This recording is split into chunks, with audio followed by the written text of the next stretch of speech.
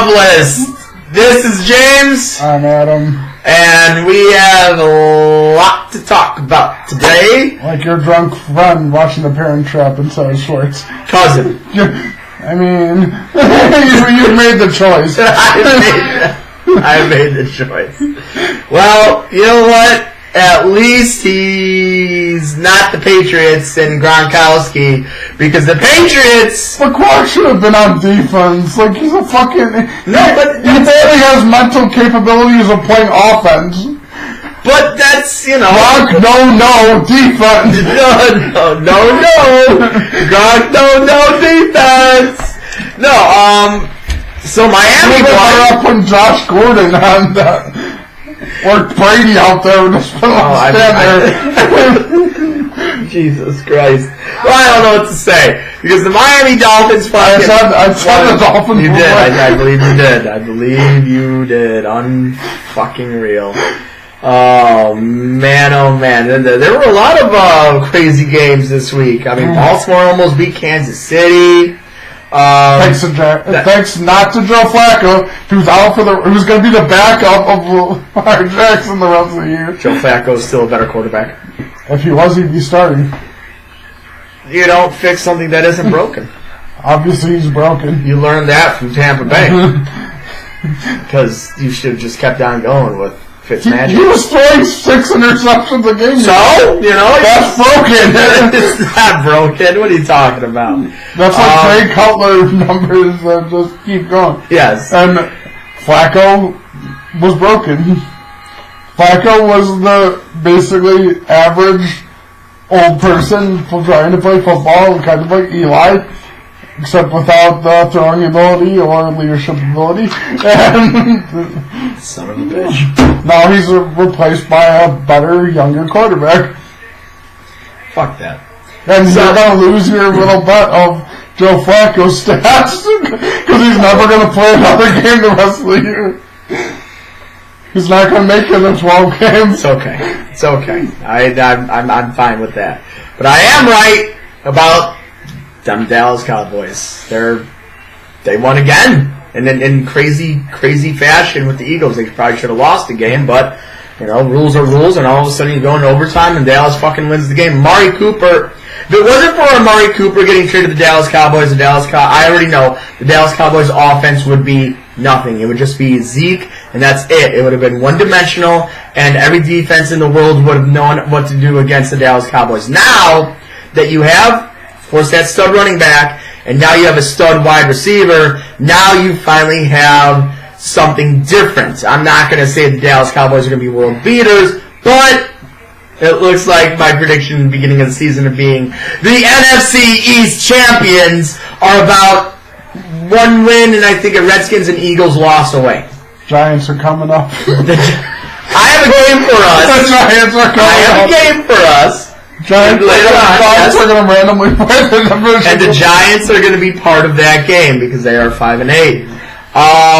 So the Cowboys won. Eagles are, I don't want to say they're dead yet. That's part of the game. That we're going to play in a little bit. But, you know, the Eagles losing this game really did hurt. Falcons are done. Yeah, Falcons are toast. Panthers might be done. Vikings are on the way down. Seattle, Minnesota. Well, you know what? Let's go with this. Seattle's going to win a wild card. Get a wild card. Yeah. So here we are, and I want to go through this. This is going to be kind of fun. I think it's going to be fun. So we have the Saints and the Rams right now tied in first place, but the Saints, of course, have the tiebreaker, so they're the number 1 seed. The Rams are number 2. The Bears are a game up on Dallas and maybe even have a tiebreaker on them, not from a head-to-head, but probably from a conference record. So they're 3, and right now Dallas is number 4. Yes. So number 5, it looks like Seattle is going to win the wild card, the first wild card, which means that they will go to Dallas. Now, we have Minnesota, who's 6-1, and we have 1, 2, 3, 4, 5, 6, 7 teams that could possibly still make the playoffs. And I want to say, this is the game. Who's the one that has the best chance to take over that 6th seed other than Minnesota? Say Minnesota's on that down. You got the Panthers at 6 and 7, the Eagles at 6 and 7, the Redskins at 6 and 7, the Packers at 5, 7 and 1, the Buccaneers at 5 and 8, the Giants at 5 and 8, and the Detroit Lions at 5 and 8. There are 7 teams. Which one has the better chance of running the table, going 8 and 8, or 9 and 7, or 8, 7 and 1, and getting that last seed? Right now, because of the hardest game being this week and the rest of the schedule is a cakewalk, probably the Packers. Unfortunately. I agree. Need a traffic down to their playoff. I agree, because it's that fuck. And you know what the funny thing is? Picture this. And if they beat the Bears, then the Bears lose another divisional game.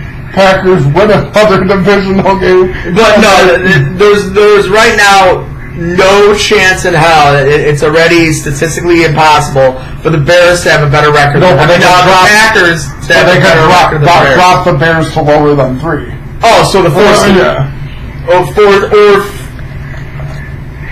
Well, I mean, yes, say the Vikings, fuck it up. Yeah, the lowest they could go is 4. Yeah. So the highest, still statistically, they could still. I don't know. Could be the 1st seed, but they could also be the 4th seed. They could. But. And then they'd be at the same loss column. It's funny because here's the Lions. They have at Buffalo, which is a winnable game. If they beat them, and if they beat Minnesota, and say the Packers win against the Bears, we could see in Week 17, the winner gets the playoff spot. Lions versus Packers. How fucked up can that be? And the Lions will lose, because that's what Lions do when they're on the board. I honestly How many playoffs have you had in your lifetime? Huh? Lions fan? I honestly think out of these 7 teams, and I'm not trying to be a homer, and I know you're not trying to be a homer. I want us to lose out. Because what's going to happen when we get to the playoffs? We're going to get our asses whooped. That's well, yeah.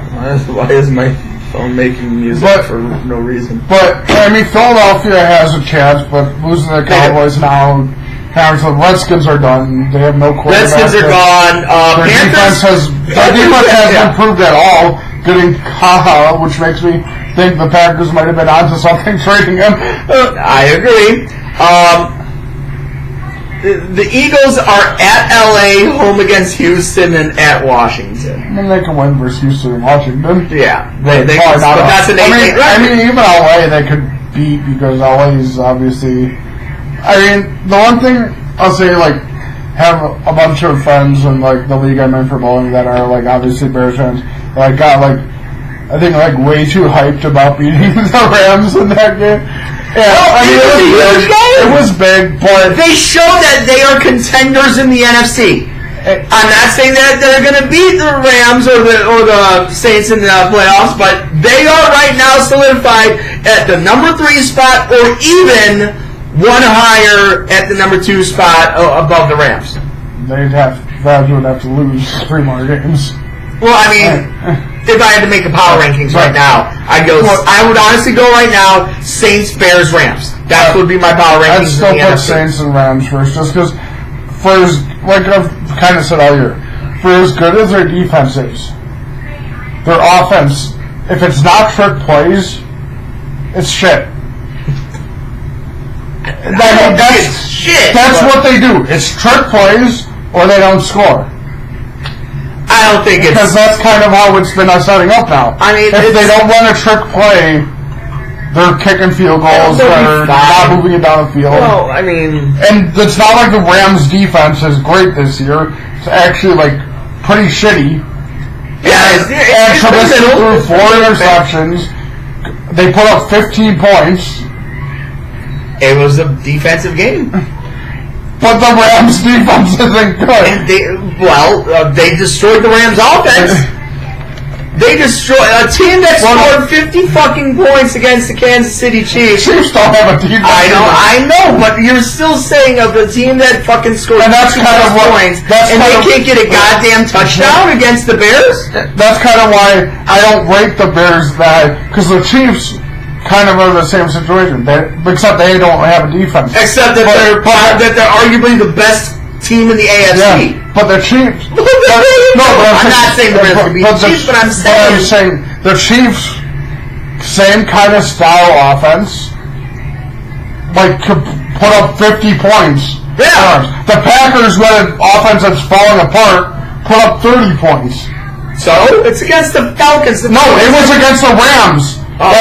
We put up 30 against the Rams and lost. Okay. Fumble. Yes. The Bears. Young quarterback, young offense, supposed to be set up for this quarterback. It's a cold day, it's a cold night.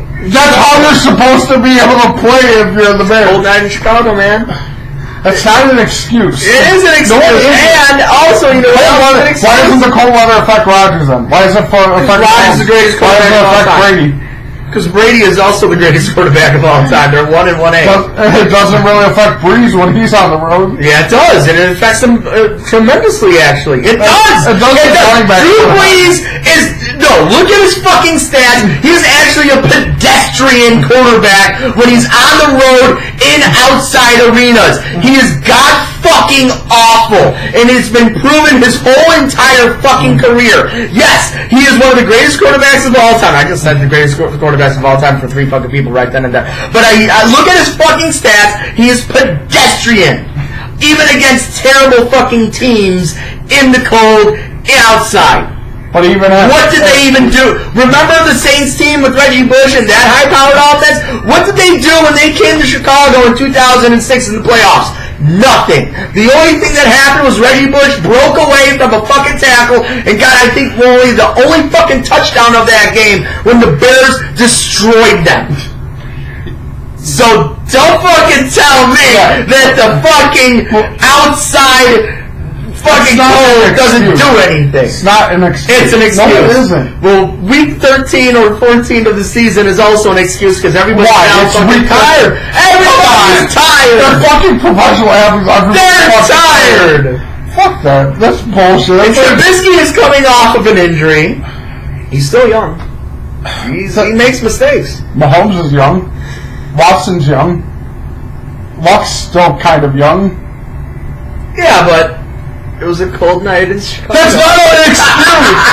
They're full of fucking dumb if they're such pussies and can't play. I'm not saying that they don't, because, that's bare weather here in Chicago. Why can't their quarterback play in it?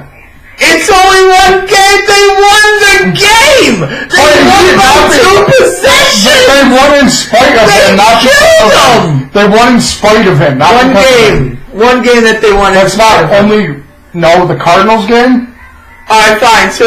And they lost the Dolphins game. Well, they destroyed the Tampa Bay Buccaneers because of him. They destroyed the New York Jets because of him. They destroyed the Jets because of him.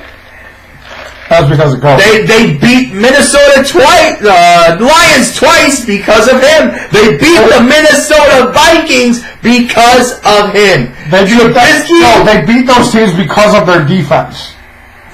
It's just like when they had Grossman. He's good. No, he's not. Yes, he is. You think Flacco's good, so your judgment of that is great. Isn't really great. Something to uphold. Trubisky is good. No, he's not. Prove me wrong. Okay, look up his stats on deep balls. He's a 40% completion. Fine, I will. Well, who's the best on deep balls this year? Right now, Mahomes. Because he's throwing 10 touchdowns a game and just destroying people. Quarterback. Just but he's okay. It's just it goes back to his draft pick. Okay, I don't even know what I'm looking up. It's going back to his draft spot. Yeah. 2. In that position, number 1, they didn't have to trade up for that pick because San Francisco was never going to draft him. But you don't know that. San Francisco has said they had no they knew they were going to try to set up a trade for Garoppolo. They weren't interested in any of the quarterbacks. Okay. And then the other options were Jamal Adams, the safety from the Jets got, Watson or Mahomes. I don't know. And Watson and Mahomes are both better than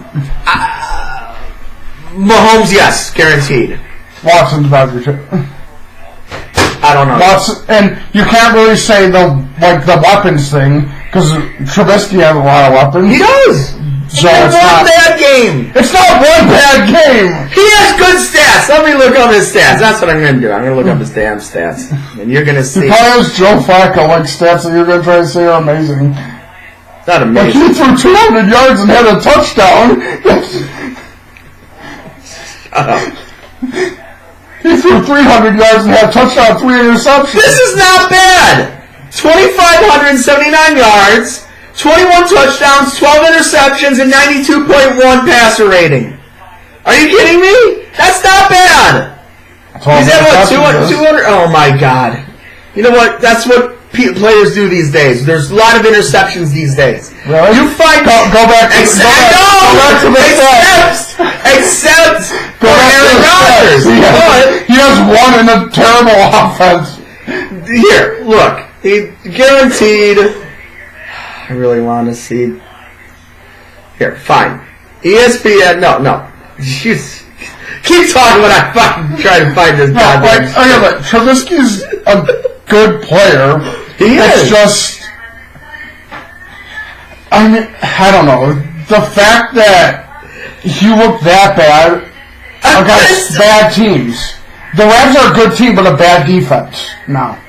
Like all those signings they made in the offseason did nothing but make that defense worse, and you couldn't put up anything against them except for a trick throw to your offensive lineman. That was like his big play. Here, I'm trying to look up quarterback rating at least. And that's even kind of a hard stat to kind of quantify. Yeah, because Aaron Rodgers is number 11 when he's got fucking. But that's because his completion percentage has been down this year. Okay, fine. So why was his completion percentage? 22nd. Yeah. So is 22nd a top quarterback? I wonder if Joe Flacco is better than him. I wouldn't doubt it. Flacco's awful. I bet Jackson's better than him. Leave Joe Flacco alone. Oh my God! No, Flacco's not better. No, he's not. He's 28. He's a position well above Blake Bortles, who's been like gone. Trubisky. All right, eventually can be a good quarterback, but for as much as this is not his fault because it's the draft and that's what the draft does. But all the hype that was put on him, he's the most pro-ready quarterback.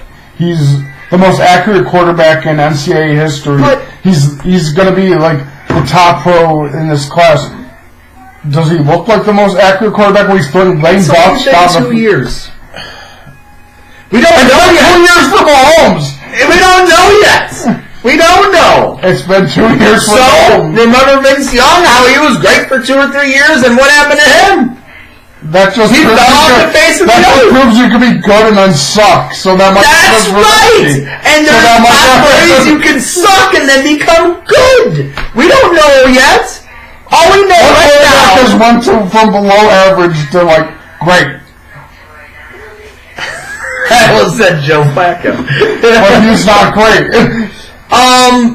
There's plenty of them. Who? Name one. Andrew Luck. Andrew Luck was great when he came out as a rookie. That was the only good year he had. Well, he got hurt the next 3 years. Well, too bad, right? And he didn't play for those 3 years. So if you don't play a game... Games that he did play, he sucked in. If you don't play those games... Now he's good. But he was good to begin with. He was great. Then he got hurt. And now he's better. I mean, I think he's about the same. It's not really better than he was his rookie year. He's performing the same as he did. I just can't. It's just he was gone for so long. You kind of forgot about it. I can't think of a quarterback right See? now. Kurt Warner, maybe. Wasn't he not so good in the beginning? No, because when he came in, because he started in arena football. Then when he came in, he was still a pretty good quarterback. It's just the team wasn't set up around him. The only player I could even think closely might be similar is Breeze. But even him, he was good in San Diego. He was injured. But then he got hurt and got traded to the New Orleans. Saints, and then he went off. But yeah, I mean, in other positions, it's easy to find, even running backs, it's easy to find players who, sucked, then all of a sudden, randomly became great. Who was the Giants one? The Bradshaw. His first 2 years, he was nothing. Then all of a sudden, Not Bradshaw. Peyton Willis had the 2 years of random. Then he stuck after that. And because I haven't been going to bars to watch games, I've been watching a lot more Bears games. Yeah. When he's running, okay, he's impressive. But take that away, his throwing ability is not. And that's a mechanical thing. And that's not something that's easy to teach out of a quarterback. Well, because people tried to teach bad mechanics out of a couple of quarterbacks, and they're still trying with Jameis, but that's a different kind of problem. But at least we could both agree on that out of the 7 teams that say the Vikings shit away that last spot in the playoffs, they probably will. The team that has the best chance of doing it is the Bears. They just fired their offensive coordinator. I don't understand why. I don't understand it. I'll say this. I like that's a bold fucking move right there. I like DeFilippo, but I think he was not in a situation where he could succeed in Minnesota. Because he likes to do the Kansas City, Philadelphia read option offense. Kirk Cousins can't do that offense. Kirk Cousins can't move in the pocket like those quarterbacks. He can't just make plays happen with his feet like them. And that line is pretty awful too. So he had to kind of dummy down his offense to work with what he had, and then all of a sudden we did shut out last week, which is why they fired him, or they lost 21-7 on Sunday Night Football or Monday Night Football against Seattle in Seattle. I mean, Seattle's defense is better. It's getting good again. Yeah. They're not getting to insanely good, but they're still good enough to do what they just did against the Minnesota Vikings. And that's why I honestly believe the Minnesota Vikings are literally about to implode. And that's why I brought up the other 7 teams. The Panthers, the Redskins, the Eagles, the Packers, the Lions, the Giants, and the Buccaneers. If they implode, since they already fired one coach, they fire Zimmer? If they lose the next 3 games, if they literally go 6-9-1, I say he's going to be on a very, very hot seat. And there's a possibility that he might be Mike McCarthy the next season, in the middle of the season, if they're 4-5 or 3-6 or some bullshit. Then they hire Mike McCarthy because Zimmer was so upset that he got fired. So that would be kind of funny. It would be poetic in a way. And we're getting attacked by a cat right now. And and that's kind of what I was laughing about, with a few of my friends that I was talking to on Monday about the game on Sunday. Because this season has kind of gone like that for the Bears, where they've been incredibly high peaks, then it's just come crashing down. As soon as they're super excited about their team, then they lose the Dolphins. Then they get super excited about their team, and they lose the Giants. And now they got super excited because they beat the Rams. And guess who they have? All of them are so confident that they now have figured out how to handle Aaron Rodgers because they have Mac. But they had Mac week 1 and a 20-point lead, and Rodgers on one leg, and they couldn't slow him down. And now literally the worst thing for the Bears actually happened. Bryce Callahan broke his foot, and they lost their slot corner. Well, other than that Mike McCarthy is now fired. Yeah. So now you might and shit like this happens in the NFL, NBA, NHL, MLB. Before it happened, all of a sudden there was a lightning in a bottle after a huge turn of events. Well, not just that, a fire. But you had, if they would have kept McCarthy, you would have had basically what you had the weeks before when McCarthy is. Aaron Rodgers playing very lethargic, not really caring because he's not happy. He didn't really like he's doing good, but he's not performing at his top level. Then the first week, McCarthy's gone. You have 3 touchdowns, like 300 yards against the Packers. Score 30+ points against the Falcons if McCarthy is coach. I'd say they could score 20 with him as a coach, maybe just because that defense is bad. But do they score the 34? No. I agree. Because they beat the Falcons. Probably not, because Rodgers probably doesn't play like that. So by like a 21-17 loss? Yeah. But there's also like subtle changes still been made in the offense. Like McCarthy always liked to juggle the running backs, but in that game, like we didn't see Aaron Jones until like the second or third drive. That's because I think he got hurt on the first drive. But he was basically like in more. And it was more like screen quick passes, which are like better than, let's take 10 steps back and just try to throw deep every play and see what happens. Yeah, no, I gotcha. All right, well, see now we got that. Let's go to our picks. Picks of the week. Picks of the week. We got picks of the week. Probably not the Panthers. Yeah, the Panthers are going. Yeah, definitely not the Panthers. I know that. So this week we got Saturday night games too. Thursday night football. This is gonna be the best game of the week. Chargers at Chiefs. I think Chargers. So if you think the Chargers, do you think the Chargers are gonna win the division? I mean, if they win that game, don't they essentially? They will be to win the division. Oh yeah, they definitely will be because they will be. Because right now, Chargers are 10-3 and they're 11-2. So if the Chargers beat them, they'll both be 11-3, and the Chargers will probably have the tiebreaker. Yeah, I think the Chargers win. I say Chiefs. I say Chiefs. Texans at Jets. Houston. I agree. I like Houston. Cleveland at Denver. Denver. I like Cleveland. I think Cleveland is. They're going to get to that 6 wins. They are. Packers at Bears. Packers. I agree, and I think they're going to win out. I don't think they're. I want to pick the Packers because the Bears' defense is like amazing, but I think Rodgers will find enough opportunities to put up points, and I don't think Mitch is going to be able to keep up with them. I got a funny thing. I got something funny to ask you then. Say the Packers do become that 6th seed. Do you know who they get in the first round of the playoffs? Do they go into Chicago and beat them again? They could. That's going to be 2010 all over, unfortunately, because they're supposed to lose. And they're just going to randomly fall ass backwards into the NFC title game.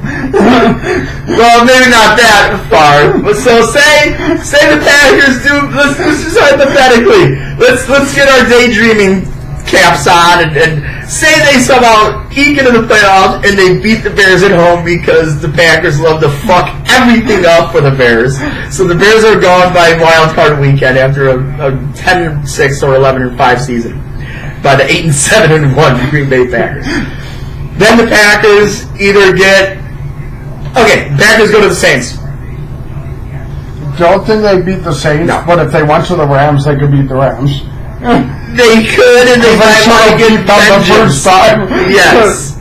So you're saying there's a possibility there will be a Saints-Packers NFC title game. Depending on the seeding, because they most likely go... Because they would go the first seed. Yeah, the Rams are the lowest seed.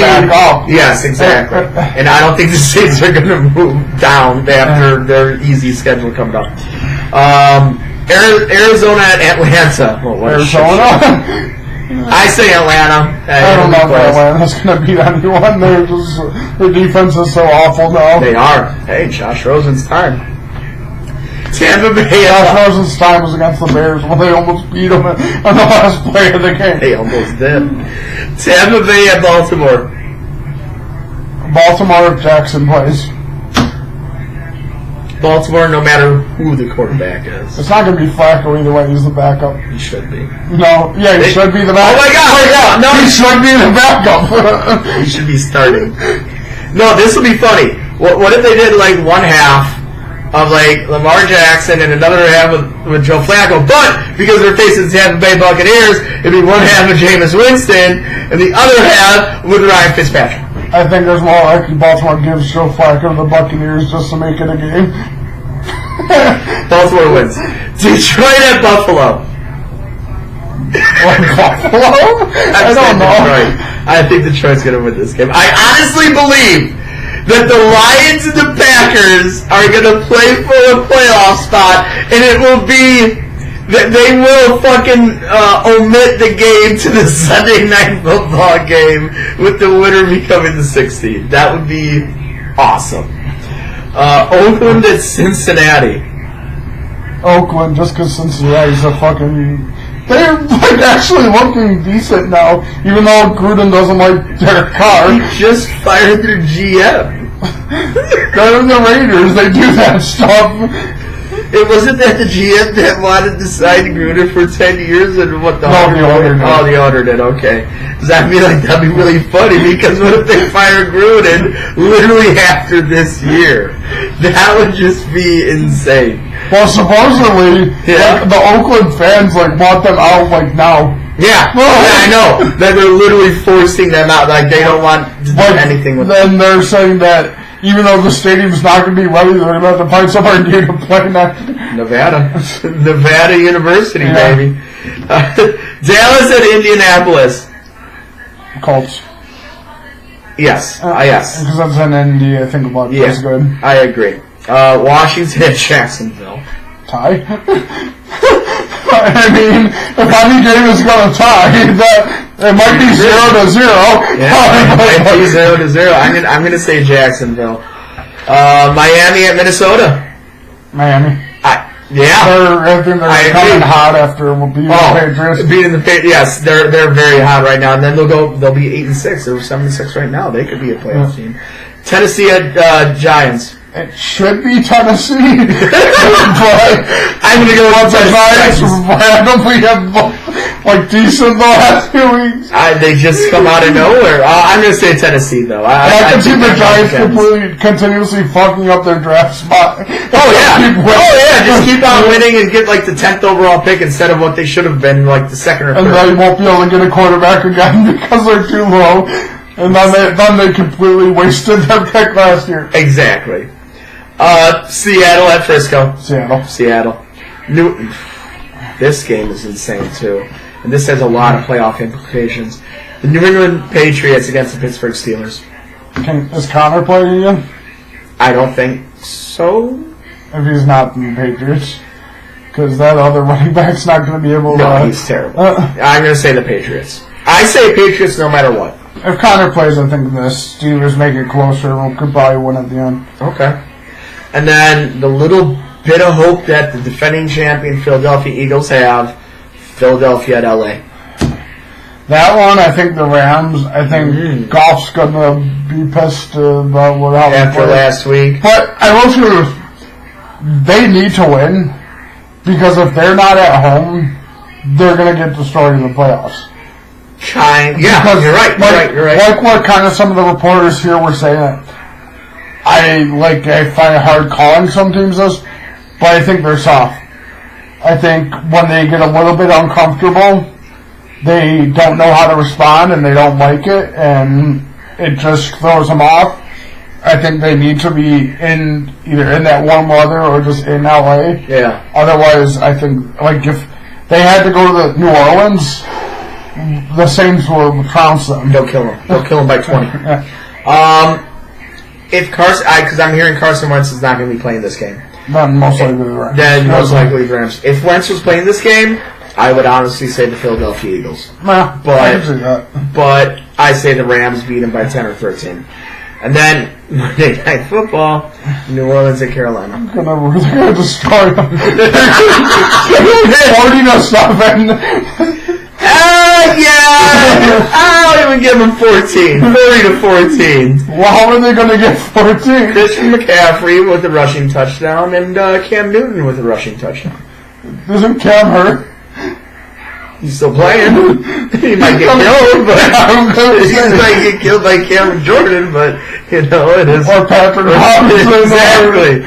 Yeah, Saints. Saints are definitely going to win on Monday Night Football. Saints are winning out. They're going to go 14-2, and good luck to the whole NFC fucking conference. Good luck to anyone going to New Orleans. Yeah, good luck to anybody going to New Orleans because it's not going to. And that's what was funny too. Like I was talking to the Bear fans on the board about that too, about how the Rams aren't the team you have to worry about; it's the Saints. Yeah, and Gina and Matt were like, "Oh, we don't need to worry about the Saints." And we went to New Orleans once. There were 30,000 Bear fans there. That was in 1985. And we're able to beat them, and the Saints aren't anything scary. We'll be able. Our defense will stop anyone. Okay, yeah, you have a good time with that one. Yeah, if you even get to face the fucking Saints in the playoffs, which is a possibility, but if they're the 3 seed, then the guarantee is that they wouldn't see the Saints until the NFC title game. If the Saints are the number 1 seed, which we are predicting. Do we have any basketball or baseball? I mean, basketball's kind of hilarious how quickly the Bulls turned on. Oh my god. I think I'm just emasculating. I think so. That's what they're born to do. They're just fuck it, let's cut another one off. My douche of the week is just Gar Foreman and John Paxton. They needed to be fired like years ago. When they traded Tyrese Thomas for LaMarcus Aldridge. Yes. What's going on in it's hilarious. And I love that Boylan said that he needs a player who's gonna want to play after want to practice after a 50-point loss.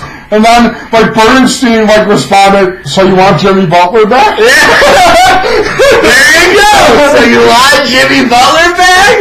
Seriously. Dude, what? Okay, there's blame everywhere on this Bulls organization. From the very, very top to the ball boys and girls that are at practice and at the game. It started. There's so much blame. Wait, wasn't Hoiberg here 4 years ago? 3 years ago, I think. Had 2 seasons. So it started 4 years ago. Even if these players weren't all here, is when the management said, you know what, you don't have to listen to your coach anymore. You don't have to listen to Thibodeau anymore because we're going to get rid of him. So you guys can do whatever you want. Yeah, you're right. And then other players, even if they just got out there, were like, wait, you don't have to listen to them here? That's when that was the Butler versus Rose feud, and then when they were in the playoffs, and when they literally just instead of each other for the ball. Yeah, they did. No, and they did it in such a childish way. It's like, fine, you want the ball? I'm just going to stand here. I'm not even going to do a pick and roll. I'm not going to move. You go and do an isolation. All right, cool. And then the next one, and then they would go back and forth with that shit. And it was with Thibodeau, and that was the last game because they got trounced, I think, by Cleveland by 30 points or something, which wasn't even a fucking game. Yeah. No, everybody is at fucking blame. It's weird because, I don't know if he's just if Reinsdorf is just satisfied with the 6 championships and he's just fucking do whatever you want. I think so. If you look at how he runs the Sox, where he's obviously a bigger fan of the Sox than he is of the Bulls, because he wants the Sox be in a position, at least now, to succeed at a real rebuild. The number 1 or number 2 free agent with a great farm system and great prospects coming up with a great, not great, but potentially great upcoming team, on both sides. But even then, you have it's different in baseball because I don't really think the coach does as much in baseball.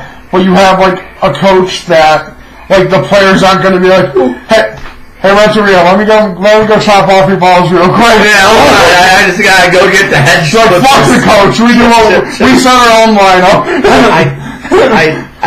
Oh my god. All right. But he wouldn't let that happen. No. With the Sox. No. But it's the Bulls, so he's whatever. Fuck it. Because I think he needs to sell the Bulls.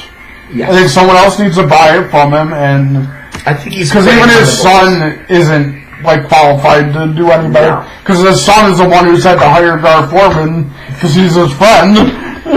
They're so tight knit that they don't want to go out into the world and get somebody that's not in their own little fucking. But even like I said last week when we were talking about the Hoiberg firing, it's not like it's harder in basketball to find like the next great coach than is in any other sport. Because even the college basketball coaches, like say like the best one right now is Coach K. Oh, yeah. He has like six pro players that are just like playing hot potato and dunking over everyone else. Yeah, they are. That's exactly what's going on. And then besides him, like I mean, the Michigan State coach is good. Like there's good coaches, but it's not. But it's harder to take a coach from, say, the NCAA football into the pros where he becomes a coordinator, then becomes a coach, moves on. Mm-hmm. Then taking a college coach straight from, because it's not as many like coordinator positions in the NBA. Yeah. So like NBA coach, because the players, like when you're used to teaching or like teaching the game to people who like want to know like what to do, what to play. And then you go to the pros and like, fuck you, I already know what I'm supposed to do. I'm not doing this. Yeah, I'm not going to do this. I know what I do good, so you have to fix this to work with me. Mm-hmm. And like, that's why like I just like short, and even the NBA, like it's hard. Like Brad Stevens is a great coach. He really is. Popovich is a great coach. Oh yeah, of course. But besides them, who's really a great coach in the NBA? Kerr, you could say is a great coach, but with what he has, it's like Coach K in the NCAA. When you put 6 all-pro players on, it's like, well, if I, Jackson couldn't do it. It's like, well, how do I not win? Well, Mark Jackson, Mark Jackson. He has Durant. No, but he has the team that went 73-9. But they still won 73-9. He had the team that went 73-9 2 years later. And I'd say the next year, if Durant was there with him, he'd do the exact like they'd win the championships. Like Kerr is a good coach, but it's hard to see how good he really is on a team that basically is like full of MVPs. I understand. I honestly think Kerr is a great coach.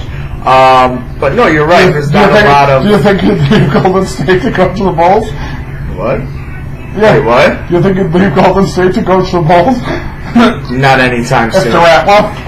I'd say maybe in about 6-7 years after everybody leaves. So that's like how the Sox used to do with free agents, when they'd sign them like 40 years past their prime. Yes, exactly. Getting Ken Griffey when he's like 40 years old. And Manny. So terrible. So fucking terrible. And Adam Dunn. That was a joke that Connor McKnight actually made today. He's like, yeah, I completely believe the Sox will sign Bryce Harper and Machado maybe in like 20 years. When they're 40 years old. Get it. I get it. Thank you. There's a lot of things. There's a lot of rumors heating up with Bryce Harper. I know we're just gonna be beating around the bush right now until next week when all the teams are gonna fully like meet with Bryce Harper. But I mean, the Cubs, the White Sox, and the Phillies. It looks like those are the top 3 teams that Harper really wants to go to. That looks like those are the 3. What's weird about it, like with the Harper and the Cubs thing, is how the Cubs kept like putting out the message like we don't have the money to do this. Then Ricketts basically saying like, "Oh, for him, I'll find the money. I'll do something." But then like there's the other report that says, "Oh, the Cubs definitely aren't in on Bryce." But then is this all them trolling? But then like does everybody have the like mindset that he's going to the Cubs and it's just all trolling? Well, no, that's what like one of the funny articles was on Bleacher Report saying, "Is Bryce trolling his way to the Cubs?" Where like he's with Chris Bryant like so much, and like that's who he wants to play with. That's who he wants to play with because that's his buddy, and that's kind of like how Machado was with Almora, but now they might trade Almora, so it might not matter. But because they're going to trade someone to make room for with money, But and then the reports that teams are asking about Schwarber, but then the reports that the Cubs are definitely not trading Schwarber. But then I was like, how do you make a team offer you more? You say nope, untouchable. You can't have him. Yeah, he's mine. I'm not trading him. I'm not. No matter what, we're not trading him. Then all of a sudden, the team's like, okay, well, instead of my best prospect, you could have him. You could have like 2 other like low level players, and maybe one like kind of relief pitcher that's like set up fine. Yeah, because that's kind of what the Cubs did when they were trading away players. When they were like trading away, who was it? Who did they trade for Arrieta? I forgot, but like they traded a bunch of players. Yeah, like Feldman when he had a really good year. Okay, and then like they kind of mid-season they were talking about because the Cubs were doing bad, saying like, oh, they might trade him, and then the Cubs were like, oh no, because he's one of our best pitchers right now, and then you get Jake Arrieta and Pedro Strop for him. And right. I think a lot of what the Cubs are doing right now is just not so much trolling, but I think it's trying to make other teams think they're not in on it, because if teams think that no matter what, this was a foregone conclusion, Harper was going to the Cubs, right? There'd be so many collusion, suits try to throw to the Cubs where teams will be like, you know what, this wasn't fucking fair. Yeah. Like you already had it set up like they said years ago where he was just going to come here no matter what. And, right. But if they like do these rumors like, oh, well, we don't have money, we're really not interested in him because we can't fit him on our team anyways. And then like if he randomly ends up there, they could possibly try to avoid all the collusion stuff that will definitely happen if he does decide. I think it's going to happen either one of 2 ways. Either one, if he signs with them and takes less money, or 2, if he signs with them before he even meets with some other teams. Right. I could see him meeting with the Sox because same place. Chicago, yeah. So, but like the Phillies I don't know about because number one, they have 2 good outfield prospects from last year. Hopkins, I forgot the other guy's name. And they just signed McCutchen to a $50 million contract. Well, maybe it's. They do still have a little bit more money in their pocket. They might, but they're also saying they want to go after like 2 top starting pitchers. You can't really do that if you're going to go after Harper. So. But I've said this at the beginning of the offseason. I still think it's pretty true. I think Machado ends up Harper ends up with Cubs, and I think Harper ends up taking not a lot less money, but kind of what Hayward did, a little less to play with, and they might even do what they did with Hayward, where they throw in opt-out years to where he can become a free agent after the 3rd or 4th year. Or 4 years or both, and all that. I got it. And we're not. And Machado, I just think he kind of I think he fits what the Sox kind of need. He does. Like when they had AJ, where he just had that jacket. Everybody it fucking worked. Well, the Sox was like, step on as many ankles as you want. Who the fuck cares? Step on them all. Who cares? Doesn't just matter. try to clean them up the leg, get them a little higher so it hurts a little more. Exactly. But we're gonna know next week, at least the beginning of the end of Bryce Harper going to a team. Yeah. So, speaking of, I don't know, I can't try to transition into what's about to happen this Sunday. But a pile of shit. It's a possibility. I do want to say on one thing, and I want to say on, we're going to go on WWE, of course. Monday Night Raw was better than the last 2 weeks. Yeah. It's not saying a whole lot, but it had some promise. The one thing that I want to know, I don't know who it was. I haven't done my research to see, if we found out who the writer was or whoever it was that wrote the segment for Seth Rollins in the beginning, where Seth Rollins brought reality into the storylines. Oh, I heard that was Devon and Tyson could. Really? Yeah, because Tyson's been working as an agent and so is. Well, that was fucking awesome because that's exactly what they want. What they needed. That the whole bring out Baron Corbin and the reality that the ratings are low. The reality that all of us fans are disgruntled of like why are we going back to like Attitude Era potty jokes of pissing on a robe and shit like that, and Seth Rollins brought it all into storyline, and of course in storyline it's to blame Baron Corbin, but of course we all know it's to blame Vince McMahon, and I really hope that Vince McMahon came up with the idea of this, like, oh shit, I fucked up, we need to do a segment on Raw that's like an eighth of a pipe bomb to bring the reality into the storyline, which I loved. It got me intrigued.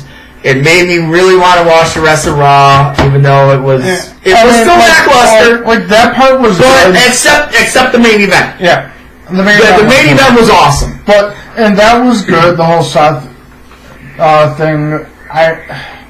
But like the tag title thing. Yeah. How are you going to build a fucking credible tag team if like as soon as you have a good tag team, it's let's throw on two random people again that don't really work as a team. Yeah, and make it a 2-on-3 handicap match. And they still win.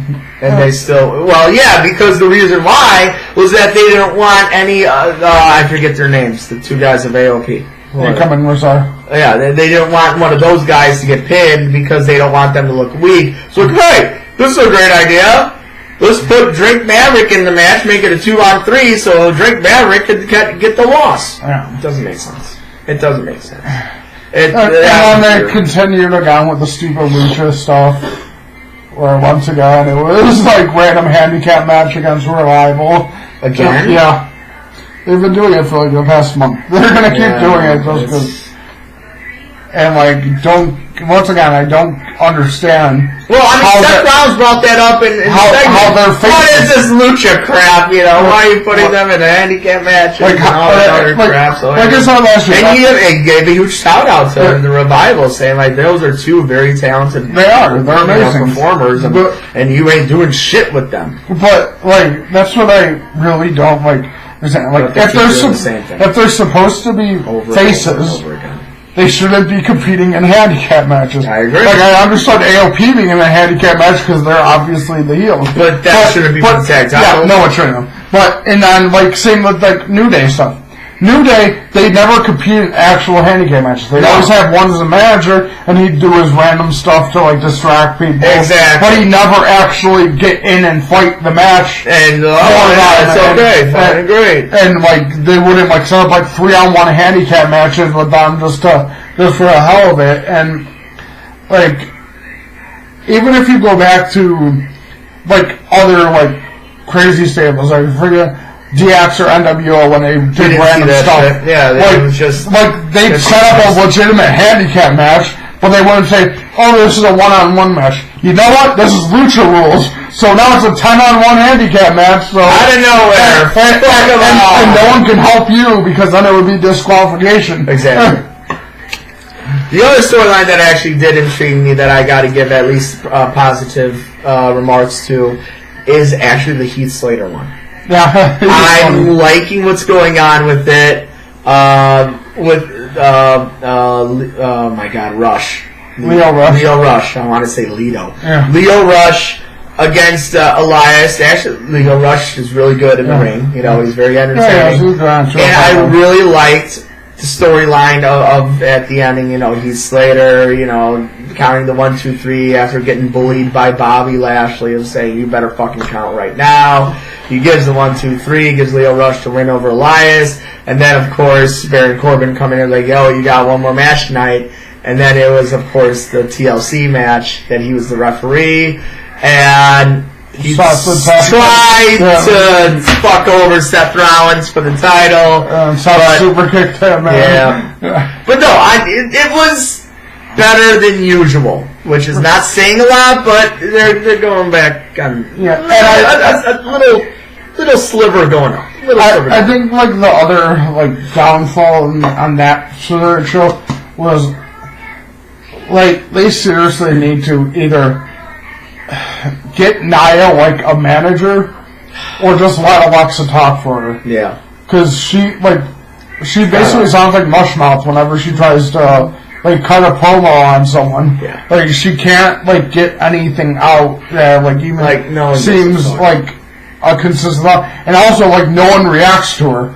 Like usually like people used to say, oh like the worst thing is to get booed. No, the worst thing is to get like absolutely no reaction. Exactly. And when she walks out, it's like it's silent. I mean, yeah, the worst thing to do is get no. When she walks out, it's silent. Yeah. Like it's not even like boos, cheer, nothing. It's just quiet. like fuck this. And like you can really tell it when she walks out, and then after her, say like Alexa or Rhonda walk out. Yeah. Because when Alexa walks out, it's a lot of boos, but it's also cheers because people are entertained by her and she's like fun. So like you hear it both ways. Right. And then like Rhonda when she comes out, it's like a huge cheers and like maybe a couple boos here and there because Becky Lynch chants started. And, you know, you can't fucking say no to Becky Lynch. But it's even like weird because even like must develop teams and talent like Riot Squad and the people in Absolution still get like either like little cheers, boos. I mean, a lot of the cheers for Riot Squad is because Ruby Riot's really good. Yeah. But and a lot of cheers with Absolution was because Paige started it. Yeah. But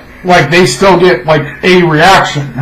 But Nia doesn't. And they're still gonna keep like trying to push her, kind of like if she's the replacement Roman. Yeah. No, you're right. You're right. So that was Raw, SmackDown. Oh, it's Brian. Brian is amazing. That was a really good match. Fickle! You're destroying the world.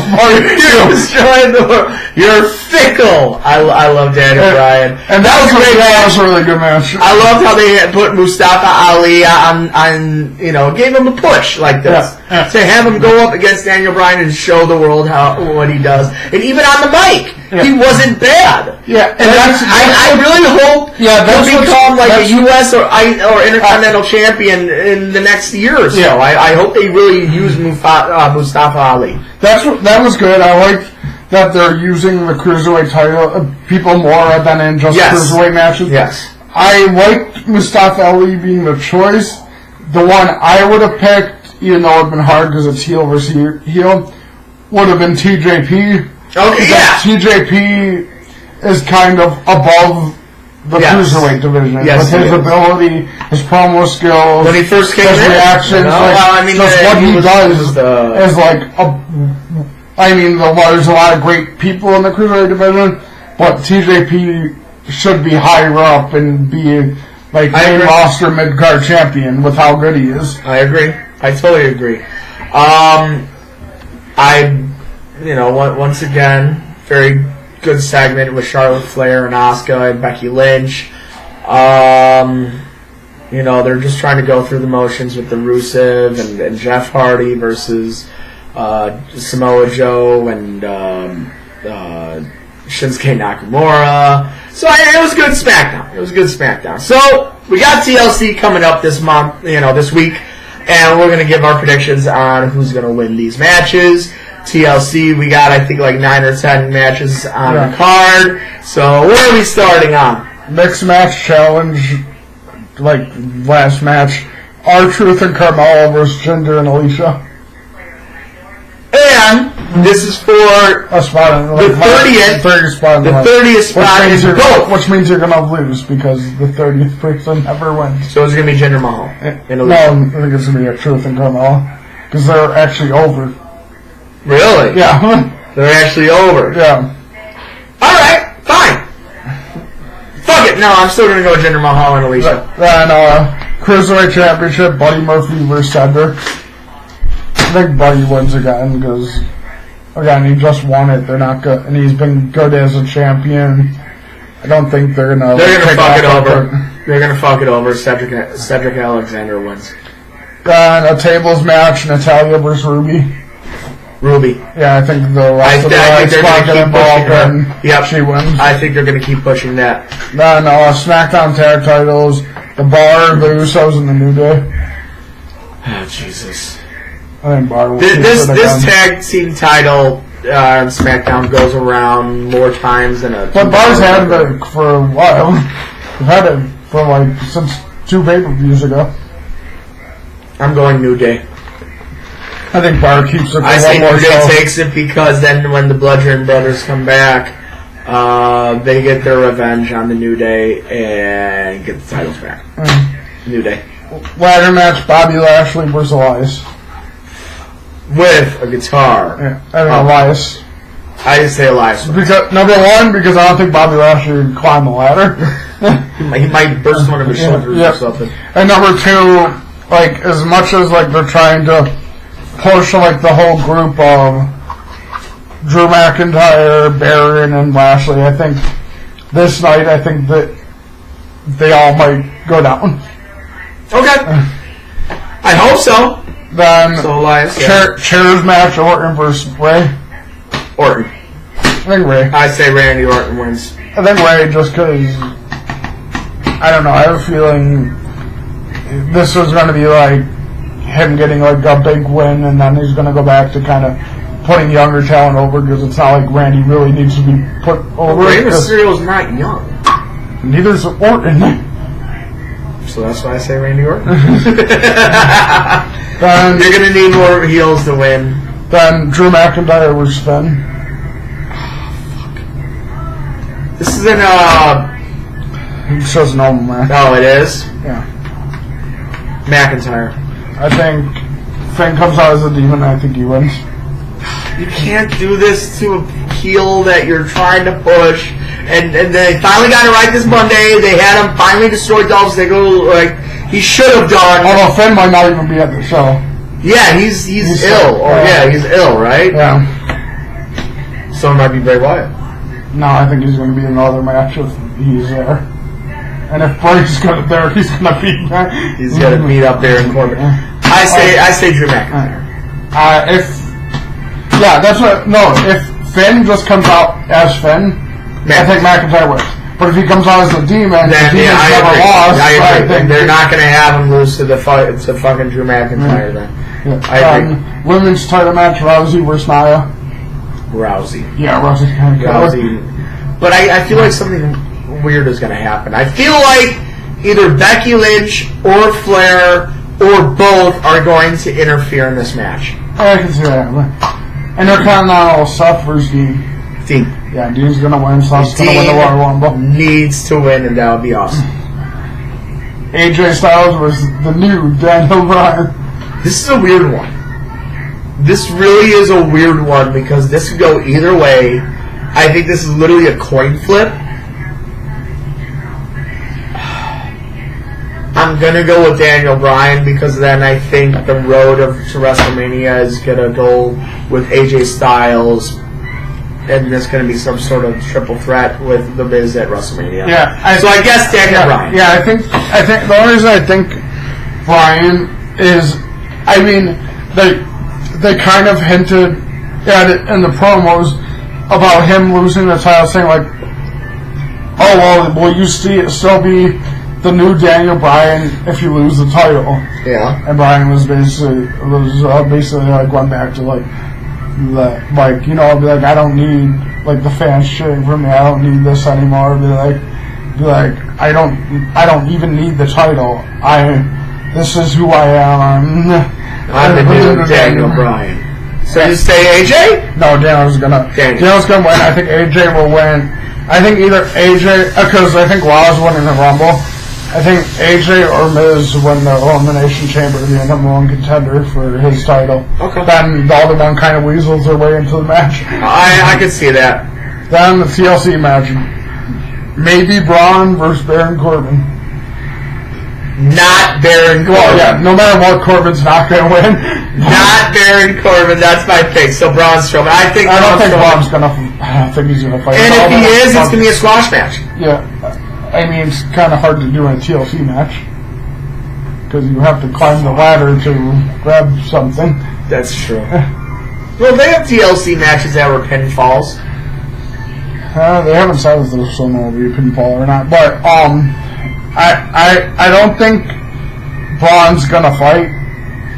I think this will be, like I said last week, I think this will be the return of Bray. Maybe Braun Strowman comes out and says, I'm still not cleared as much as I want to beat the hell out of you, Baron. Or I got an old friend of mine to help do it. Or I could even see it like another way, like even no explanation, like kind of like when Bray helped Matt win the where Baron's like, oh, you're not showing up, so this is a forfeit. Lights go out.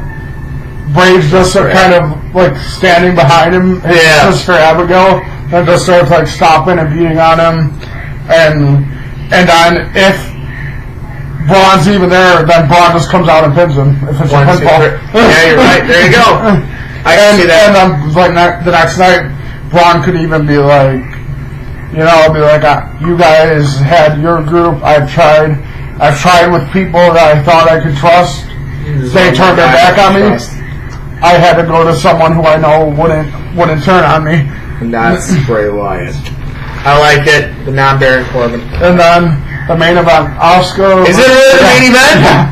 I love it. Asuka versus Charlotte versus Becky. Love it. Are you ready for this? Asuka. Becky. Asuka. I am more than certain now, after it's a TLC match, the title will be above the ring. This is the perfect timing for both Charlotte and Becky Lynch to lose and not lose any momentum, because neither one will be pinned, neither one will be submitted. Asuka, all she needs to do is go up the ladder, take the title off. So Charlotte faces Ronda Rousey at Royal Rumble. Becky Lynch wins the Royal Rumble, faces Ronda Rousey at WrestleMania. Done. Asuka wins. But then one of them does lose momentum, because there's a rematch for the champion after they lose. I thought Asuka would beat Becky. You know why? Because Ronda Rousey is going to fuck over Becky at Royal Rumble, and that match is going to be before the Women's Royal Rumble. So then Becky Lynch is going to enter into the Royal Rumble. They have to. Because they're saying they might do Women's Queen of the Ring instead. Interesting. And they're going to do that as a pay-per-view instead, if they don't do the Rumble. Fuck. No, I think they got to do the Rumble. They have to. I don't know, like 3 Rumbles at one time is kind of... Yeah, but at WrestleMania, that stupid fucking Royal Rumble. Well, they need to get that one away. And then you have the stupid fucking greatest Royal Rumble. Well, they need to get that away too. Just 2 Royal Rumbles, 1 women's, 1 men's. Because last year's women's Royal Rumble was fucking awesome. It was, but I could see why. I loved it. I thought it was more entertaining than the men's. Well, a lot of the women's stuff is more entertaining than the men's. Yeah. But I could see why they'd consider getting rid of the women's Rumble. Because, okay, look at it this way. Say the ropes are here in a ring. Average woman is about 4 or 5 foot in WWE, so her head's a little bit above the ropes. Unless you're Nia, where you're like a foot over the ropes. For that's why some of the eliminations look so choppy, because for them to legitimately get over the ropes, they had to like literally like jump and catapult themselves over it, which like led to some weird falls on the floor, some like weird looks on the camera angles. Like besides like 2 women, which are Nia and Tamina, none of them are really like hell. If you put like Alexa in the Royal Rumble, she's shorter than the ropes. So she'll just win all the time. She'll just do the Austin and hide under there. Exactly. But no, I think they'll be the Royal Rumble. They're not just going to do it just a one-time deal and that's it. No, they're going to keep on. Well, they might not do it just a one-time deal, but they might do it like every other year. Like try not to like get it watered down to where it's like every year. But the Royal Rumble's never watered down. Like it's. Well, when you have terrible winners, then yes, it's like, oh fuck, who's it going to be this time? Batista or The Rock? Batista's going to win again. Fuck that. But I don't know. I wouldn't be shocked if they do like the Women's Rumble again, but I'm not betting on them actually going through with it. Well, we'll see what happens. We got DLC, and then we're going straight in the Royal Rumble in about a month. And that's all I got. Fuck. You good? I got a douche. Has absolutely nothing to do with sports, but the Chicago Open Air Festival. I agree. Charging $260 to see 14 bands when it used to be 40. Yeah. And your best bands are Tool and System of a Down, who haven't released a CD in 10 years each. That's true. That's very true. Yeah, they really shit the bed. Yeah. They really fucking shit the bed. And I was watching, before it came out, I was watching the Hawks game. Like, I don't know, but they're bad, but they always find ways to beat the shit out of the Penguins. That's true. That's true. Like, they might be the worst team in the league, but they always find ways to just completely trounce the Penguins. They're fucking god-awful, man. I mean, I understand they won 6-3 today somehow, some way. But I mean, two of those were empty net goals, but still, it's funny. But they did that. But I think a lot of like what their problem is might be solved a little bit now because they just called up one of their defensive prospects, Dahlstrom, who's supposed to be pretty good, and you're gonna have less Seabrook time on the ice and more Dahlstrom, Joey Haru, Murphy. Young kids in there, man. And they also called up the young winger Sakura from the AHL too, who was like leading the AHL in scoring. So that's going to help their offense a bit. Like they've been like awful, but they're still bad. They're still, even in their games where they're awful, they still like randomly find moments where like they get it close and then just like lose it in the end. I think number one, I think that they need to make some trades. They need to find someone who would take Brent Seabrook and just like get rid of that money. Away, yeah. Because like the big rumor for next year is that they're already setting up moves so they can put money aside to re-sign Panarin, so they can put Kane and Panarin back together. And if they do that, that's a complete like fuck you to Columbus, because they traded Saad for Panarin, and if they just go and sign Panarin back. That'd be crazy. That'd be fun, but we'll see. They suck right now, and I'm done. I'm out. I'm spent. I'm James. I'm Adam. This is the Pub List. We'll see you next week. And Joe Flacco still